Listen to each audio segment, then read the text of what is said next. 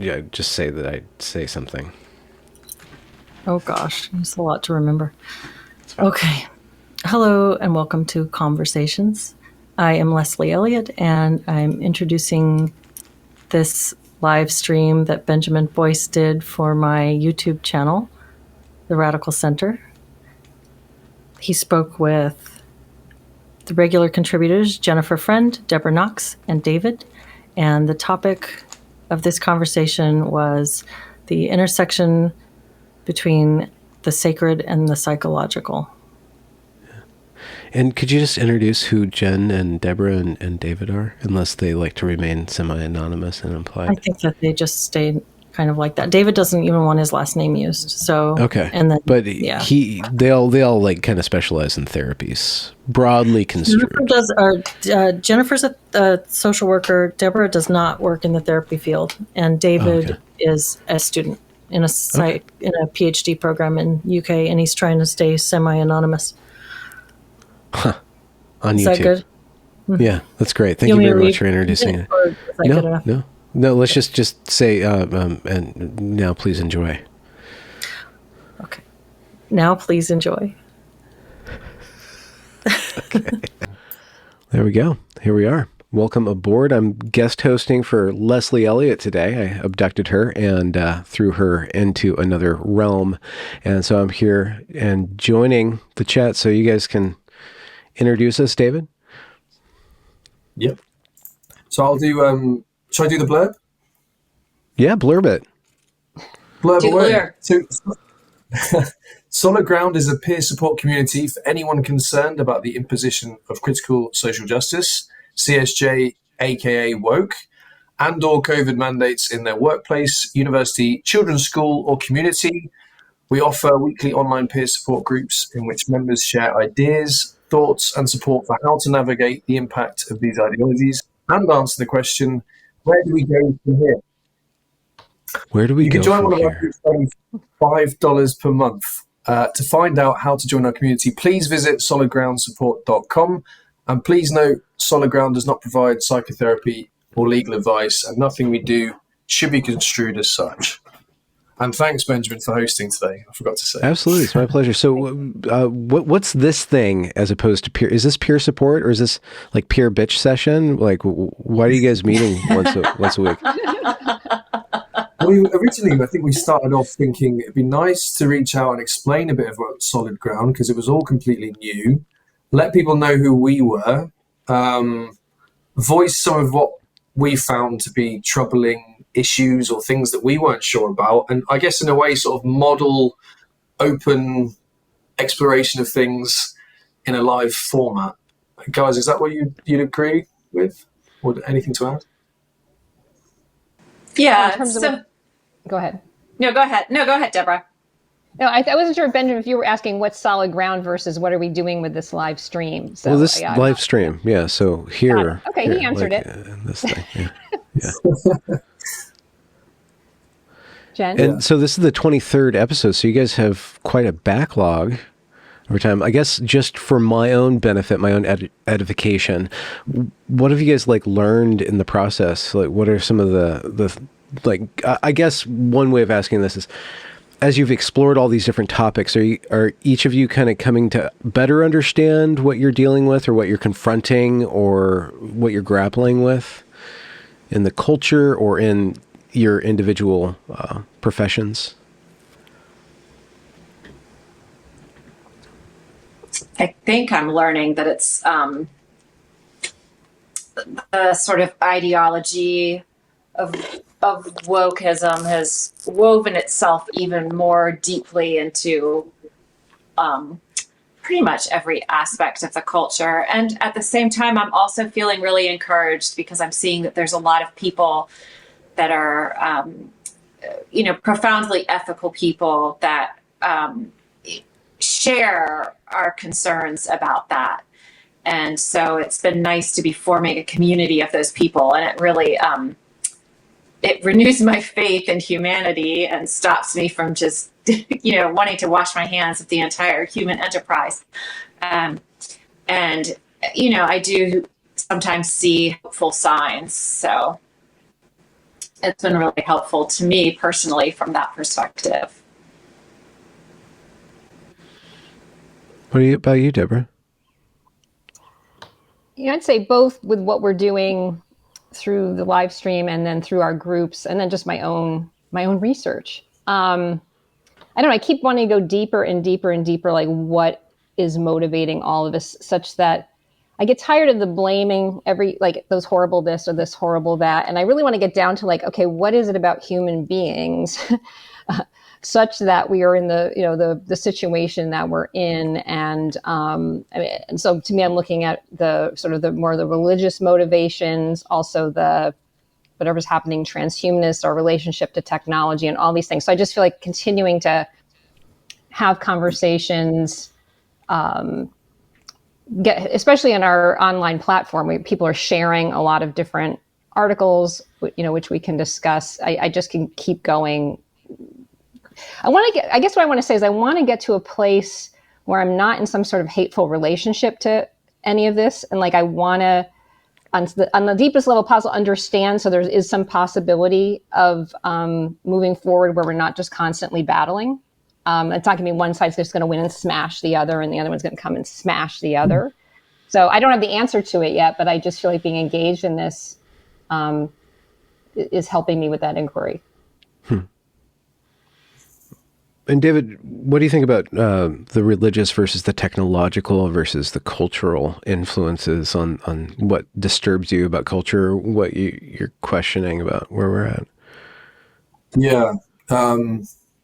There are all those distinct elements, but they all come together, don't they? I mean, I think I was just thinking as Deborah was talking of building off what she was saying a bit with the fact that one of the things I'm noticing myself is that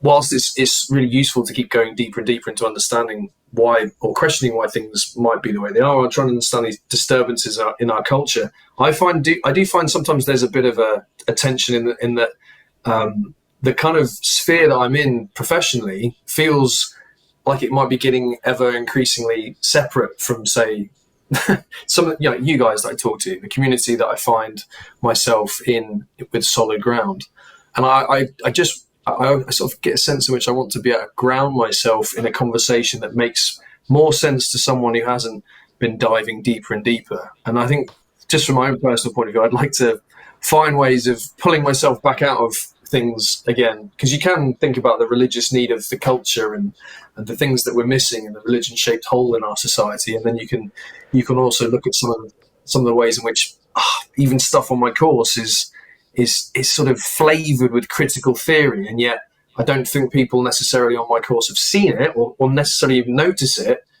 So I'm always trying to find a kind of way to bridge the gap back down to sort of the other space I operate in as well, if that makes sense.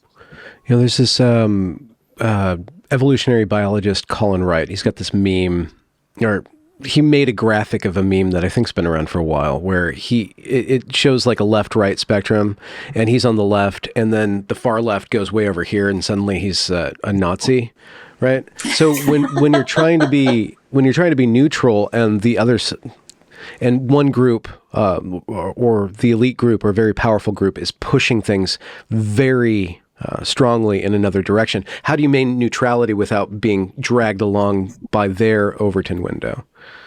Yeah, absolutely.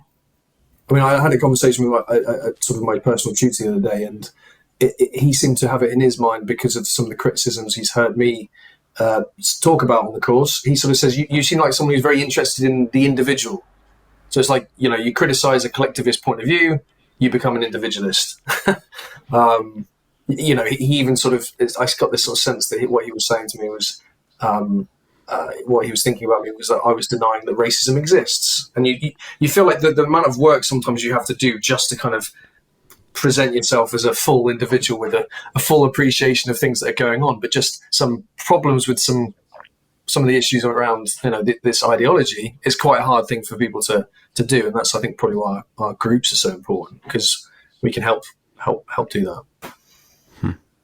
This really, I feel that that's a really important awareness, David, about if you guys are kind of creating your own echo chamber, you're getting way too far out, then you might be losing connectivity with people that you could be in dialogue with.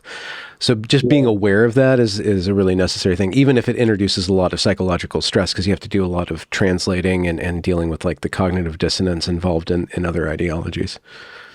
I want to jump in on something like that because I was just listening to a really good conversation about polarization yesterday. And one of the things this guy's written some books on democracy, and he was talking about, we have the polarization where our group hates the other group and you just ramp up how much you hate the other group. But he said there's another phenomenon that just can occur in group, especially if you're not having air kind of flow, if you will, like between groups, where there can start to be like ideas get more extreme inside the bubble with each other. And then a hierarchy even forms. And then there's like the taste makers who get to do the purity assessment kind of thing and who's not scoring well enough in that. And then all this, what do you call it? Manning the frontier of the edges and policing it all the time. And so I think for our group, we have people with different opinions. I actually was encouraging someone the other day. They asked me about posting something and I was like, I didn't know if I even thought I agree with it, but I was like, I don't know if I even have this right. So like, I want you to have your expression. And so I think we don't have to encourage you to enforce anything, but just be like, yay, someone has a different opinion in here, right? Would be good. Or maybe we don't keep looking at all the same sources of information or something. We seem to like the same podcast. Like we all listen to Benjamin. It's like, I hear people now with different opinions who go through the process of outlining, steel manning each other's positions, then going at it and doing that and having that dialogue. I actually find myself getting really emotional now. It feels like something that's so missing. It feels so missing that I do actually find myself kind of getting quite sort of, I don't know what I'd describe the emotion as, but it's just a real sense of appreciation and longing that we have more of that. I don't know if anyone else gets that reaction, but it just feels like that's such an important thing to have that I always get a bit choked up when I hear it or see it done in a really productive way.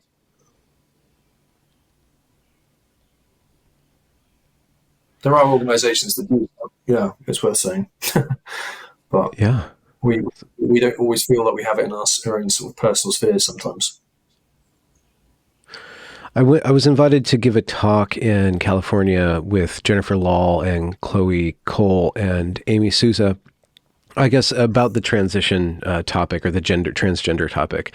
And I didn't know what I was going to say. And then, but what I was trying to think about, how do I approach a group of strangers to kind of map out what I've done? So I've done a lot of, I guess, research, probably 200 or 300 interviews around the topic of gender, from detransitioners to transitioners to radical feminist researchers, psychologists, sexologists, et cetera, all that stuff. And like, how do I formulate what's going on or what my position is in that discourse? And I was thinking in terms of left wing and right wing, and how the right wing might, generally speaking, right wing might be, they're critiquing the lack of tradition in a way and trying to figure out how to revitalize tradition or how to like reapproach tradition, how to gain that which has been lost that might be, from their point of view, leading us to a very chaotic state. The more left wing, but actually not really left wing, more liberal point of view might be critiquing like the loss of certain values in our institutions and trying to think in terms of systems, thinking in terms of how did the experts go wrong? Where were the values? How do we regain rationality? The First Amendment, like all those liberal values, those things are lost. And I was thinking in terms of the gender debate, where we have traditional gender norms that have been upset and uprooted and led to a sort of free fall. And how do we go back? How do we understand the archetypes of male and female, the stereotypes of male and female? How do we distinguish like the differences between these things and still approach that with nuance? And then with regard to the liberal point of view, how do we allow for freedom of individuality without necessarily reinventing gender and then medicalizing it because our experts have been caught up by this kind of post-liberal project of progressivism of allowing every given individual to manifest their own so-called gender identity and inscribe that into their bodies. And I was trying to find like the radical center between those two things. Like what do we really need to gain, or what's really been lost? And when I was thinking about Chloe Cole, who's a detransitioner, she's very young. She's only 23. And she was transitioned at 12, 13, had a double mastectomy at 15 in California, just sped along through this track before she had any development at all. And just thinking about her cohort, this Gen Z or millennial, I guess it's Gen Z, and how they've lost intuition. We've denied them certain sort of archetypal understanding, certain sort of historical knowledge, and we've kind of thrust them into this just cycle of progressivism, of pushing the boundaries of individual manifestation. But what it seems like they haven't developed a lot of is a personal intuition, and something about the present modern world, and it might have to do with technology, it might have to do with the loss of tradition. So like, how do we regain intuition? So I was just thinking about that. I was wondering if that was something you guys want to speak to. There's something about the whole trans project that is so profoundly disorienting to me. Like it's to me, it's sort of almost like the ultimate form of being removed from oneself. It feels like adopting a very synthetic identity. And I don't mean that as an attack on anyone who's going down that route, because, I ultimately think everybody's trying to do their best and make their way through the world in a way that makes sense to them. What's very troubling about it to me is the intensity of which it's being forced upon people as this is the way, and this is the way you must think about this, and you must believe that somebody can change their gender, and it's like we're being sort of prescribed a set of beliefs that are quite unusual beliefs until, just a few moments ago, and told that if you don't believe these things, then you are a horrible person, and you're a transphobe, and you're a bigot, and that you have to sort of carry these things through in all aspects of your life. You need to fly the flag, you need to use people's pronouns, everybody has to think about it exactly the same way. And it's just a very, very peculiar phenomenon to me, because I don't know why does everybody have to think about it the same way? There have been trans people for a while, not at the level of today, and there wasn't a huge societal thing about it. People were just kind of living their lives.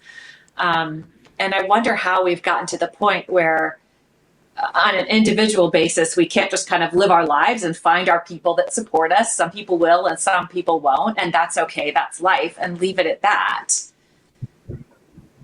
It's the sort of militarization of it all that has really left me feeling very confused and kind of cut off from other people. You know what I find really, it's peculiar, but it's also, I guess it goes with, talk about the intuition. I'm really thinking about that, Benjamin, and somehow people don't feel so embodied. So they're just not really, they're online, they're out somewhere else. And there's just all these external references too, like which test can I take that I know which score I get on the gingerbread man or something like that, right? And so there's this high degree of subjectivity. There's this high degree of me and my experience, but they're not really having I don't think they're really having their experience. It's very me, but it's not going to one's essence. I think they think they're going to their essence, but something else is coming in with other ideas. And as I say that, though, I wouldn't mind if the influences were things that I think are more, like you're talking about the archetypes, like things that seem to be proven down the ages that human beings resonate with, like that. That somehow as input doesn't seem as bad to me as, going and having people tell you you're, some made up gender word. And then you decide that you're going to wear that today. It's like, it feels like people are going for outfits or something, and where, and I don't know, I have friends with small children. They've been very good with like having the girls be very much in their bodies and enjoy being girls. And they're actually kind of conservative Jewish. And it's like, they've really kept the tradition and the meals and the family. And there's like something, like, I feel those girls are really grounded in some sort of way. They have good sense of themselves. They have good sense of their boundaries. And, I think it's been just very careful parenting. There's definitely, they have time, like they even do Shabbat. They have time where they're not running around trying to get stuff done. So I think and their parents do things like guided things, like spend some time to feel, whatever inside, But those girls specifically are given a mold, like a mold that has been developed over centuries. Right. So they're given, like in a purely liberal rational subject in America is not supposed to have a mold. You're only given yourself and then a billion options. What you're saying is these girls are given some sort of tie to a tradition that roots them, and it feels like they have more agency. Is that what you're saying? Even though they're given, they're very. I'm thinking of the older one, and I'm feeling protected. I didn't even say their names, but I noticed, I'm like, should I be talking about them? Okay. They're just, especially the older one, I mean, just self-possessed in a good way. Like, it's just in terms of even like saying, well, yes or no when it's appropriate, for oneself, and not being all like, I guess I see a lot of these younger kids, they seem so shaky inside, right? Like, it seems like there isn't some developmental process that's happened where they're growing in, not even needing rigid mental categories to organize and orient themselves at a certain point. That, as kids get older, they don't suddenly need to know, well, what's the latest thing I'm supposed to be adhering to? Because otherwise, if I don't, I'm a bad person, or I don't know what's going on. And I'd love to see, I just think any kids that are probably being raised, like either homeschooled or there's an emphasis, I don't know if the Waldorf schools, I'm thinking about schools where the body, people are just more having the kids tune into their body. And because there's that line too between intuition and then, oh, I know what I want and I consume all the time, right? It's like, what's intuition that's wisdom versus, oh, I know I want this and that. It's like a kid could go, I know I want candy. Well, I don't know, right? So a little deeper than that level of knowing oneself, maybe. Mm-hmm. Yeah, so you're really talking about some wisdom and a way of being in the world that is anchored through time-tested traditions, which I think is a wonderful thing that we're losing. And I think you can be anchored to traditions, and perhaps maybe also still have some room for fluidity and creativity about how you live those traditions, so it doesn't have to be a rigid mold. But I do think people need some guiding principles to conduct their lives. Otherwise, it really is just a free-for-all, and one idea and one pursuit is as good as the other. And how do you, I think, Benjamin, when you're saying intuition, you kind of perhaps mean like tapping into a deeper sense of things. And I don't know how one can do that without any guiding principles. And in this sort of hyper stimulating world where there's endless options, you can even change your sex, supposedly. I think it's incredibly disorienting and confusing and sort of acts to detach us from ourselves. Yeah, I was thinking as well, Benjamin, you asked a question, didn't you, about sort of whether or not being sort of tethered to something more traditional could give you somehow more freedom, even though the tendency for people in certain areas would be to kind of liberate themselves from anything that came before them. But these things that people are sort of tethering them to themselves to now is they feel almost kind of like superficial constructs, don't they? Sort of male, female, trans, furry, these things that don't feel, these things don't feel particularly deep. And so to liberate oneself from the past and to sort of say we have endless fluidity is fine, as long as people are also able to understand how much deeper their their humanity can be. And I mean, how do we know about that stuff without understanding the wisdom of the past? That seems to be the sort of the problem at the moment, is that any sort of tethering to the past feels somehow oppressive or imposed, rather than something available for people as a sort of source of wisdom for people to take from. David, go ahead. Deborah.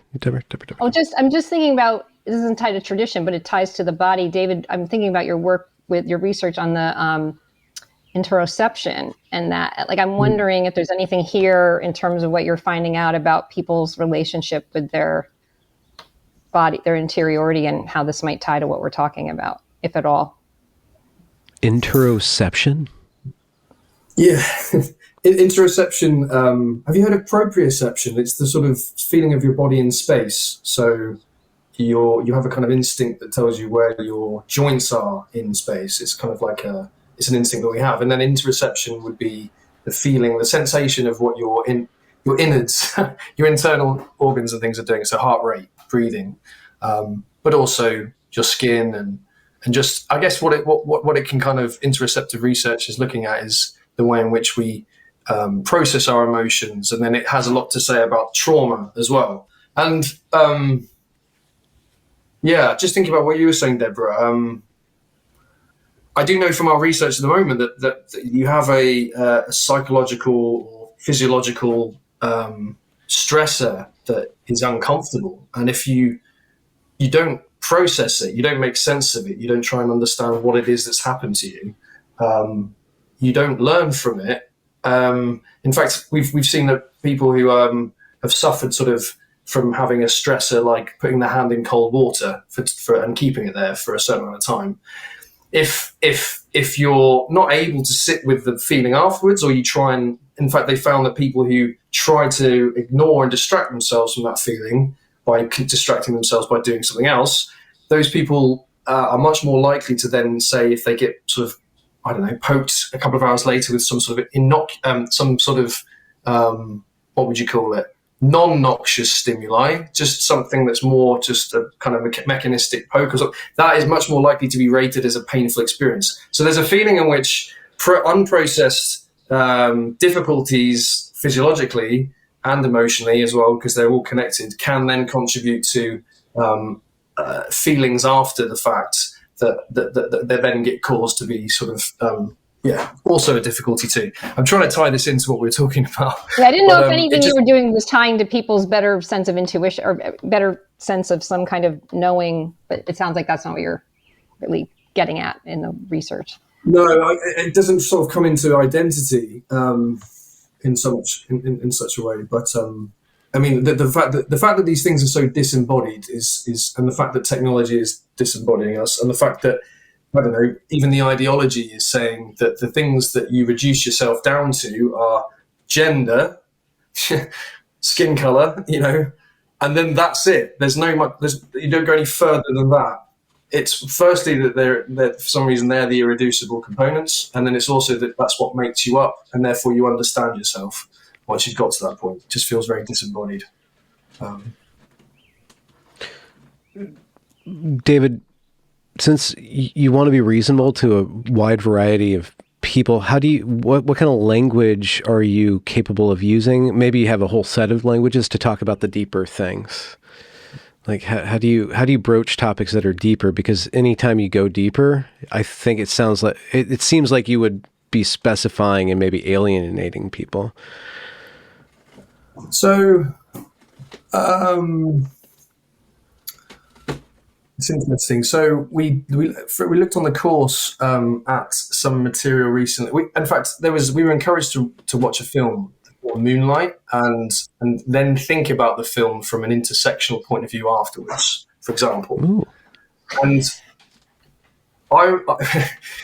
So this movie is about a gay, black / trans queer individuals growing up? I never saw it, but I know that that's kind of like what it's about. Yeah, it's about how, I guess, well, I don't want to use the intersectionality terms, but there's a lot of, we were talking about it with regards to mentalizing, so how we're able to mentalize one another's experiences, and also the way in which poverty contributes, and early attachment relationships can distract from and contribute to people not necessarily understanding how to sit within themselves. Now, probably that's a simple point in a way, but I found the use of art and a film that encompasses so much and so much of a richness and texture with regards to human experience. Novels do the same thing. Film does the same thing. There's a sense in which these things are embodied. And that felt like a kind of putting the human and the art first, and then thinking about it from an intersectional point of view. I probably would have enjoyed not having to think about the intersectional point of view from the intersectional framework afterwards anyway. But for me, that felt deeper than cutting someone up into their intersectional components and then writing a film to kind of entertain or give credit to the intersectional framework we already had, and then make some sort of inferences about psychological human beings and the human race as a whole. Does that make sense? And what was this course for? Was this a part of clinical psychology in some way? Yeah, it was. And I just enjoyed the fact that we weren't necessarily using a textbook. We weren't using a textbook to think about someone in a disembodied way, thinking about Black people in this way. We were thinking just about a person who happens to be all of these things, and then think about that from a psychological point of view. And that, for me, felt a lot more like we were thinking holistically. We were thinking, in an embodied sense. And we were trying to think about it from a mentalization point of view, but I realize I'm probably getting a bit... No. What's mentalization point of view? What's this? Yeah, so it's... people might have heard of theory of mind with regards to autism. So it's, I'm throwing another term in, but essentially mentalization, and I wonder if my teachers will be listening to me trying to do a definition of it now, but essentially mentalization is your ability to understand and empathize with another person and start to understand that they themselves as a separate individual to you have their own point of view, have their own psychological makeup, have their own reactions, and you get to start to understand maybe even the unconscious thoughts and feelings and behaviors they might be having, their sort of person, before they even do, by sitting in a room with them in a therapeutic sense particularly, and getting to understand what they go through, maybe even a sort of subjective felt sense of mirroring their body. And being a part of that interaction gives you an opportunity to start stepping into their shoes and understanding them. And that's kind of the basic part of it. Deborah, you might be able to add a bit if you want to. Mentalization. No, my brain was off somewhere else. Where was it? I know I was off thinking back to mentioning Chloe and then this intuition question. And I was wondering, Benjamin, did you bring that up? Because was there a thought, how did she lose touch with her intuition to know that cutting things off would not be a good idea? How could these people be getting so far removed from what, if we had intuition, we would know, no, don't do that. Is that where that question was coming from? Or I don't want to, well, I mean, from her story, I've heard it a few times. Or maybe make it more general, but not. Well, I was just bringing it up as fodder for the conversation, and then try to use that to get further into what you guys were talking about thinking deeper about things. But for whatever reason, the cart came before the horse with Chloe and a lot of her cohort, where they start thinking in terms of sexuality before they have any sort of eroticism, like just natural desire, where they start thinking in terms of identity when their identity, the concept of identity isn't even salient at all. When they're starting to think in terms of gender in a world that doesn't really have gender roles as much, or they're so obfuscated that it doesn't even make sense to have a gender, because you're not on the path of becoming a matron. You're not on the path of becoming a wife. You're not on the path of becoming a husband. You're on the path of becoming anything. And so they're put in a position where she thinks that she is a boy because she enjoys the boys more. She wants to be a boy because she doesn't think she's pretty enough, and nobody in her life is saying, you don't think you're pretty enough because you want to be pretty because there's some sort of value as a female that you have with regard to being pretty. And even that's off limits in certain gender critical points of view, that femininity and beauty would be necessarily important to a female on a biological level, on a psychological level, and being disrupted or interfered with that makes her think like, well, I must be a boy. And then, well, how do I become a boy? She goes to the doctors. The doctor's like, okay, well, this is how we're going to make you a boy. This is how we're going to relieve your stress or whatever, without really interrogating and allowing her room to become comfortable with her body parts, with her natural growth. She's put on a track to be completely disembodied from herself. And in her story specifically, there's this wonderful moment in my interview with her where after she goes through all these processes of being modified, that this voice comes to her and tells her, stop lying to yourself. Stop lying to yourself. So it sounds like some sort of transcendent thing. Stop lying. And then she had to recognize all these different things. And it was something internal. Something spoke to her directly, it sounds like, from me. And nowhere in the world was that voice for her. And she wasn't given access to that voice. It had to intrude upon her at a certain point. I don't know if that answers the question. What I am hearing with that is that these young people are entering into, being pulled into, I don't know what, like these intellectual, like it's all in your mind. There's no reality. There's no lived experience, right, informing any of these things. And it's all conceptual. And like they're making these major life decisions based on something where they do not have the body, emotional, whatever, like in place to be entertaining. It's all their head. It's a mentalization, but it's a synthetic mentalization. It's a theory of mind without a theory of soul, almost. Yes. I think soul and mind. And again, that's another problematic word, and I want to bring that up to David. How do you talk about the soul? How do you talk about these deeper things like humanity without intruding upon some sort of non-rational, non-translatable terms? You did give me a hint, though, when you said thinking in terms of psychology, it felt more holistic. You used that term holistic to describe something that edges on a deeper level. Yeah. I mean, I wish we were talking about spirituality more in our course, to be honest. I really do. We sort of talk about it as, we had a moment where we just thought about religion as another way to sort of talk about power and how which religions are which religions are more sort of what's the word pushed to the margins rather than others. It's sort of like, okay, so we're just back to like a popularity power competition again, rather than thinking about the deeper things that go beneath. Sorry to use deeper again, but I really wish we were talking about it a lot more. There's so much there to be sort of plugged into for a psychology course. And luckily I'm seeing a Jungian psychoanalyst for my own personal therapy, and he's happy to go as deep as you like with thinking about myth and dreams and what they could be. And there's a sense in which, I don't know, I feel a little, untethered sometimes, but at the same time I feel completely, I get a sense of, what's the word? Is it being humbled? Being humbled in the sense that I'm just a component part of cultural evolution, and that there are myths that are so, been going on for so long, and I'm just this sort of little part of that in 2023, plugging into sort of human myths, and keeps you grounded at least. You're so lucky to have a therapist who's able and willing to go there and hold that space. And I think therapy is sort of, as it becomes politicized, is losing the ability to hold that space. And sadly, so are the churches. I mean, I don't know what vessels we're going to have. I'm not saying there can't be other ones, but I don't know what vessels we're going to have for sort of transcendence and something that is deeper.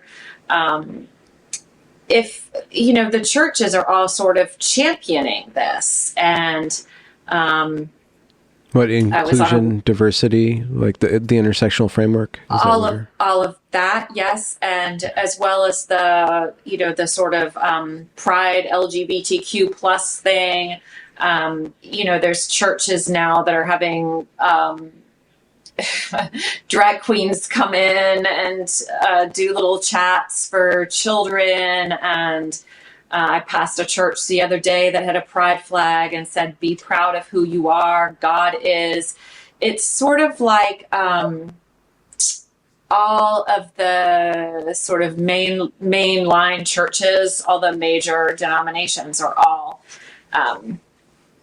picking up the pride flag and becoming sort of like institutions of critical social justice versus focusing on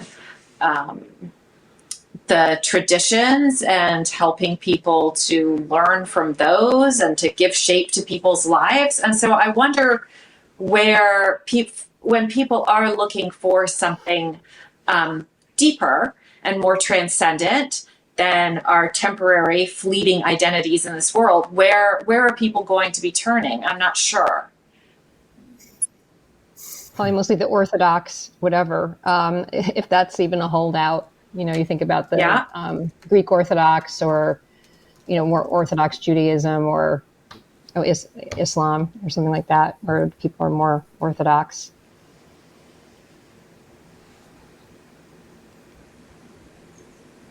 Well, which would change our culture and change the West drastically if everybody's embracing Islam instead of Christianity. You're really talking about a major cultural shift. So that's another interesting element to this, I think. What do you guys do when spirituality crops up in your practices? Deborah, are you also a counselor of some sort?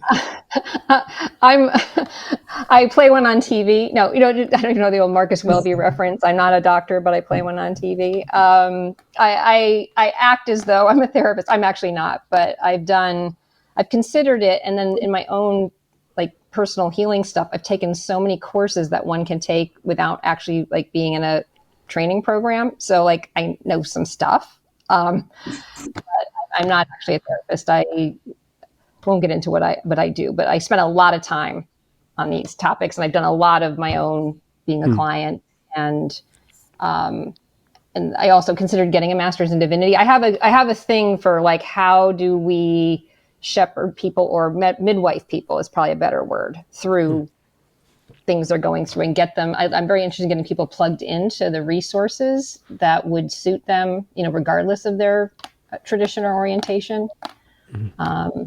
But I don't do this formally. I mean, this is I do it for fun. Well, and Jen and David, like when spirituality becomes inevitable, how does one talk about it properly? I guess that's a really big question, and it depends on the person you're in front of. Just wonder, like, is it a direction? Is it? I mean, that's a good question. Comes up. Yeah, sorry, Jen, you're going to go. No, go ahead, please. I was just thinking, if you work with people who've been traumatized, sort of severely at some point in their life, then they will almost have experienced a sort of a spiritual trauma as well, because what's happened to them is so incomprehensible that sometimes they don't have an ability to understand whether or not, it's sort of an unprocessed trauma is almost in some sort of good and evil place. There's a moral, there's almost a moral framework there that's been created in the absence of something. I don't know. It's almost as if someone's psyche will go there when they can't process things, or when they need to find a reason why something like that could have happened to them. So I think like God and the devil kind of thing, spirits. They think in terms of forces of good, forces of evil, angels, demons, stuff like that. Exactly, and that's what you see it's also what you see with people who have psychosis. I worked in an early intervention psychosis team, and it was interesting just how much myth and spirituality came up in the hallucinations, came up in the experiences. Came up in their understanding of who they were in the role in the world and their own sense of themselves, and then what role they were put on this earth for sometimes. So spirituality probably comes up from the patients, even if it doesn't come from the universities. So we just say to them, well, here's a power graph, and you're sitting somewhere here.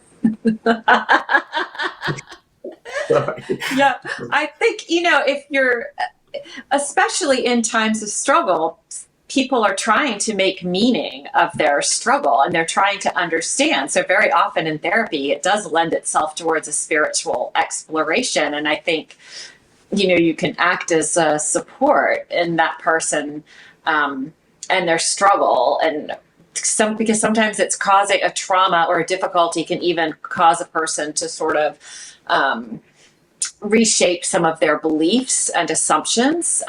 It can change a person's spirituality a bit. Sometimes it can make it even deeper. They can tap into a place within themselves where they feel that they can better understand the suffering of others, and this ultimately guides them towards being a more compassionate person. All sorts of things can come out of struggle and an exploration of spirituality. There's a question from chat. I don't really understand what Jay is talking about, so maybe you guys could help me clarify this. But Jay is wondering how existential counseling programs are being impacted by social justice. Has social justice found its way into the existential part of the counseling field? I don't know what he means by existential counseling programs. You guys sit around and read Sartre and drink a lot of coffee and opine about hell and other people. So. God, that sounds like fun, but that was not what my program was like. So I don't actually know the answer to that question. I want to sign up though. I know. I think I don't know if I know what it is, but I think it might be sort of, given that we're going to die, Okay, bad things are going to happen, whatever, how does one manage psychologically and kind of have a good life? I don't really know, though. Don't quote me on that, but I have a feeling there's a bit of things are hard and dark kind of. And so therefore, how does one proceed in that? But that might not be true. Okay, well, that's a good question. In the context of death, or bringing up the context of death, that causes one to think about time and themselves differently. That's a really big intrusion onto the person. And I don't know how to think about death. I don't know how to talk about death. Everybody has to kind of think of it in their own terms. But psychologically speaking, or within the context of the counseling process, what is death, or how does one approach death? What is the purpose or the meaning, I guess, of just that framework? That sounds like a very existential kind of framework. And then how do you think in terms of social justice with regard to death? How do you think in terms of your own legacy, your own life, the meaning of your actions? And if, I guess, social justice could be one way of making yourself be meaningful in terms of death or history, something like that. If you guys have any input or training in that. I have not. I don't have any experience in how social justice links to existential psychology, which is really about how we make meaning of the major things.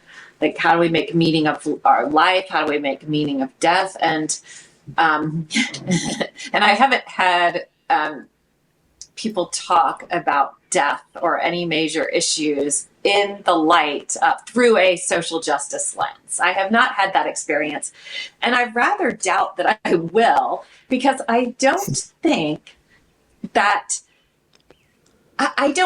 all this critical social justice stuff really maps on to the most central, really jaw-dropping aspects of human experience. When you lose someone you love, or you find out you have a cancer diagnosis, it's real. It's real. And when people are being real, they tend to not be theoretical. And so you don't see many people that are really in the depths of intense suffering starting to go into political theory. And I hope that we don't, because I think that will be yet another removal from ourselves and another disassociation. But I don't see it. And that's just another reason why I don't think that this stuff belongs in therapy, because therapy is very much about what's real. What are we really feeling? What are we really thinking? And it's not meant to be sort of surface or superimposing things on our experience to try to kind of reshape them. Although I have to admit, I've been doing this like bi-weekly group that's around grief, and the facilitator just this last time put her pronouns in on her thing, and I'm like, oh no, is this coming into the grief space? She didn't say anything about it, but I was like, is this encroaching here? The grief space. Could you expand on that, Deborah? What do you mean the grief space? Well, I mean, it's a group that's people processing grief. And so somehow I just didn't want to be reminded of any of that while I was in a thing like that. And then I saw, oh, okay, now that this little vibe of a social justice thing, she didn't say anything about it, but now it's like on the screen. It's like on the Zoom. It's like I see it. It's like I'm sitting here. And so I started to notice a little bit of like separation in my like participating, because there's a little bit, well, is something going to else happen here, or are we going to start having an ideology here? I mean, we didn't, but that gave me a little pause. Like, now are the other people going to put their pronoun, like, is there going to be more of it? So I guess that's what I meant. Jen, you brought up something really insightful for me about disassociation and how spirituality, counseling, wellness, mindfulness, all these things that we can loosely define as spiritual or mental health space stuff is about dealing with dissociation. When it arises, how it arises, how past experiences, past lives, past lived experiences, it's probably like in between those two things, cause us to disassociate, and breaking down all these different things that cause us to disassociate from reality, and maybe truth and goodness and beauty are part of reality. But anything that causes more distance or disassociation, I guess distance or difference between oneself and their self, is an intrusion on that space. It's the opposite of mental health. It necessarily has to be the opposite of mental health. You can't deal with the outside world. You can't deal with historical and sociological phenomena. Again, Peterson, ease until you're connected to your own room, until you've done the work to organize your connection to yourself. And so I guess that's one vector of criticism of critical social justice in certain spheres, insofar as it's taking over the sphere of counseling and diverting it from the process of somebody understanding themselves and then understanding the world. And then understanding how to be a compassionate person in the world. First, you have to love yourself, then you love your family, then you love your neighbors, then you can start thinking about loving history, right? I would suppose. Yeah, it's sort of like, that is the thing that I like about some of Jordan Peterson's thoughts, is that he really does believe in the individual, and that's sort of the starting point. You start by getting your own life in order before you arrogantly go out and try to change the entire world. And so ultimately a person who has their life in order and is paying attention to those details within their own self and within their own life, who doesn't think that they're somehow morally or intellectually superior to those details, but manages their life, manages their personal relationships, that person can then bring more into the world. And I would absolutely agree with that. Not that you have to be perfect to make a difference in the world, because then you'll be waiting forever. But yeah, in general, I agree with that way of looking at things. What were you going to say, Deborah? Yeah, I think I've said this in this group before, but it kind of ties in. I like it. I can't remember the guy's name. He was at a CEO of an insurance company, of all things. But he said something to the effect of, the quality of an intervention, like in a system, depends on the state of consciousness of the intervener. So, I mean, it's this kind of thing, like if you're really fragmented or not very well integrated or just whatever, like whatever you do out there is just going to not have, good reverberations. But if you're coming from like a pretty high state of consciousness or something like that, it's more likely what you're doing will have a positive impact. She's got those good reverberations. She's done all her psychopotations. Benjamin, So, David, I like how your mind works.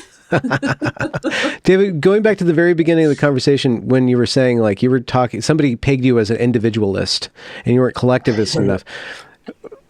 Do you think that like there's a counter there? Like if you were put in that situation again and it wasn't going to destroy your reputation or end the social moment, how you would challenge somebody saying you're an individualist, not a collectivist, or putting some sort of moral weight on you or pegging you in that way?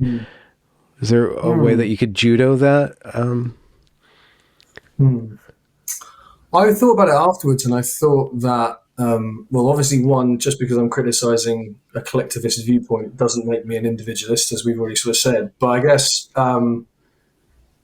the project of a secular society is to give people the opportunity to find their own collective, to find their own community, to reach out to those places, to not necessarily be designated to those places in a fixed way from birth or because they like to have sex with people who look a certain way. I don't know. There's so much freedom there to find those communities. And I would probably just say I've got plenty of other parts to me that feel belonging in other communities. And I guess I plug into collectivist ideas. And I don't know. Would that be a good way of judoing it?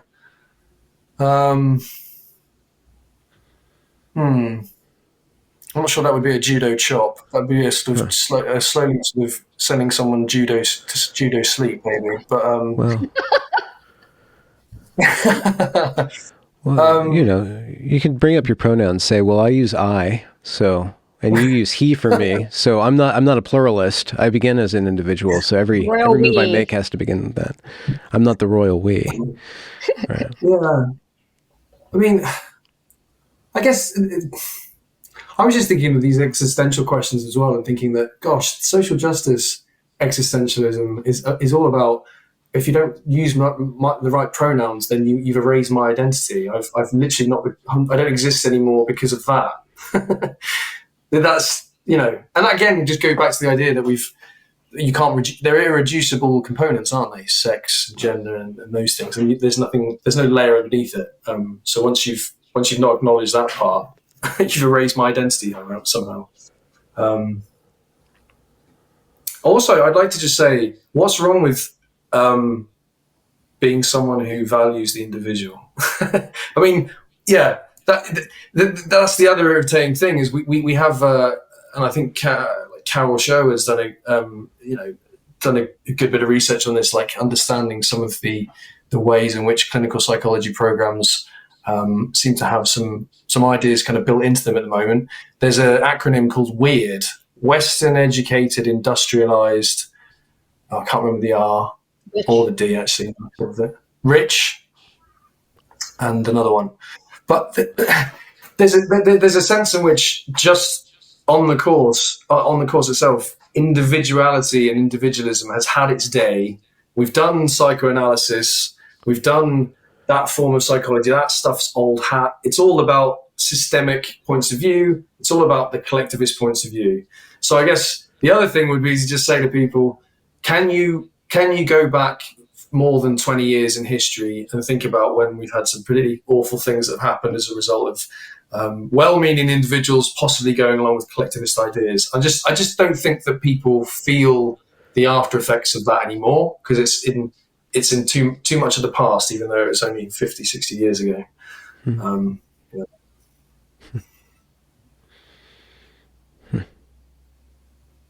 Be yourself, just like everybody else. Guess Be yourself. That concept. It's hyper individualism and hyper collectivism. It's this horseshoe theory with with the if you truly adopt honestly the social justice points of view. And I was just thinking like that whole like you're erasing their existence, it's a power play. I don't think anybody actually believes that anybody's existence is being erased. It's a power play. Say you're invalid. I'm sure some people do, but I think it's usually used in third person, like a kind of a surrogate offense. Like you're erasing their existence. It's kind of political speak, but I guess it bleeds into individual conceptions of themselves and the other too. So I don't think it's healthy at all. But I don't know to what extent people actually use that outside of the rubric of gaining power and shoring up power for a certain point of view. Yeah. I'm just wondering, are people getting starved for lack of depth? I mean, I'm just wondering, even with your classmates, David, like, is that going to hit? Will it just hit people at some point? I don't know. I don't know how long people can go on with a lot of surface entertainment and being on Twitter and just keeping a shallow sort of way of operating. But I just wonder, at some point, is it possible that some sort of hunger will eventually overtake them? Or can we keep having people at the shallow end of the pool? It's a good question. I mean, I've seen it on the course. I've been encouraged, I think, since the a year and a half ago when the course started, just how many people are starting to hunger for conversations. You have to have them sometimes in the corridor, or you have to have them one-to-one, or down the pub later on, or something like that. But yeah, so the hunger's there, but I know what you mean. I just think that it feels like it's getting quieter.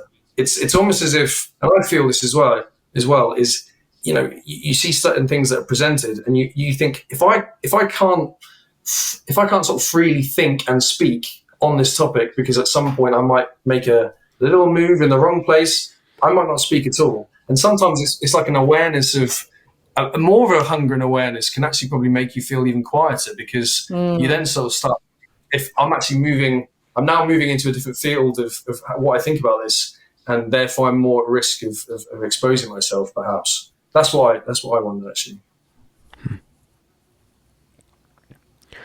Well, Leslie's good at keeping time. We've been on for an hour. Thank you very much. I think a couple of people are asking who you all are, and I guess, but you guys do this every week, so I don't feel introductions were necessary, so I apologize for that if I didn't do that properly. But why don't we plug again where people can find the resources that you guys are developing, solidgroundsupport.com, correct? And for $5 a month, you guys can join these groups, peer counseling groups, peer support groups, right? That are non-legal and non-psychological. You guys do not dispense with meds, unfortunately, but I guess legally that's probably the best way to go about it. Anything coming up for you guys on the horizon this summer? You're planning individually or as a collective? We need a group trip. No. Yeah. Why not?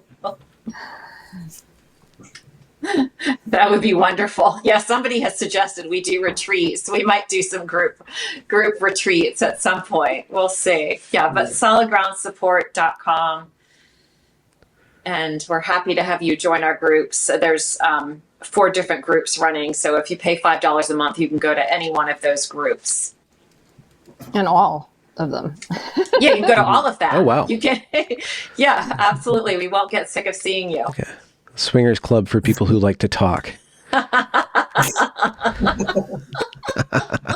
And I'm sure that you guys are going to talk about monogamy coming up here later on. Leslie's out, and Leslie's traveling abroad, and she'll be back next week.